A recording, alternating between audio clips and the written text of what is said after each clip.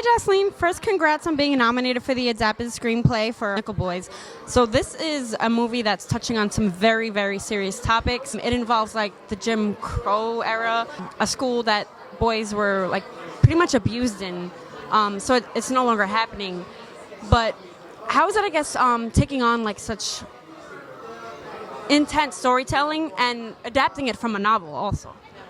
I mean, we were really fortunate to be standing on the shoulders of Colson Whitehead's great novel, but also he's also drawing from the witnessing of given by the original the survivors of the Dozier School for Boys. And so, you know, for us, this was very much about joining them in refusing to accept the erasure of American history. And I also want to just acknowledge the people that did the forensic work to actually unearth the graves of children that were discovered at that school.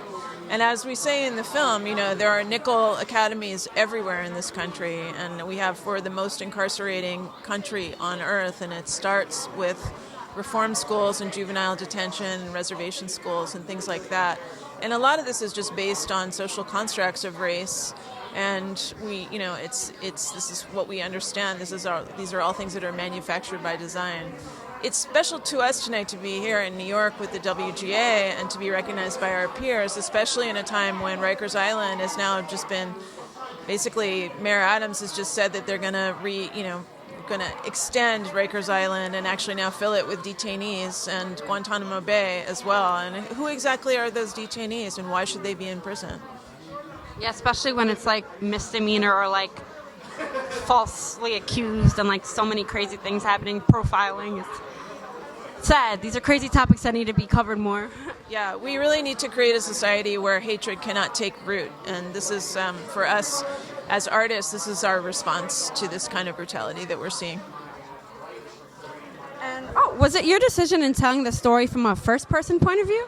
It was actually Ramel's decision as the director, and when we sat down to co-write together, what he really wanted to do was align the subjectivity of the viewer with the subjectivity of the characters, try to put you in their mindset, and he wanted to use the camera as an extension of consciousness.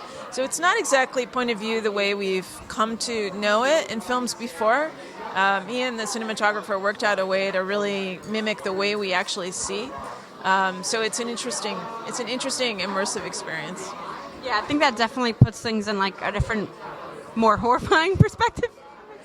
Yeah, I mean it's an invitation to participate in how the film makes meaning. Yeah. And what kinds of conversations did you hope the film would create? Well, I'm hoping that it elicits conversations about, you know, where the direction of this country is. I think I'm hopeful that it's a contribution to what we call the missing archive. I'm hopeful that it will inspire people to change the way they image certain groups of people, especially in this case African Americans. And I think it's great that this film was made by this particular director because he has such incredible gifts, and he's really opened up a whole, and I think inspired a whole generation of filmmakers, both with his previous film, Hale County This Morning, This Evening, and with this new film. And congrats again on tonight. Have an amazing WGA.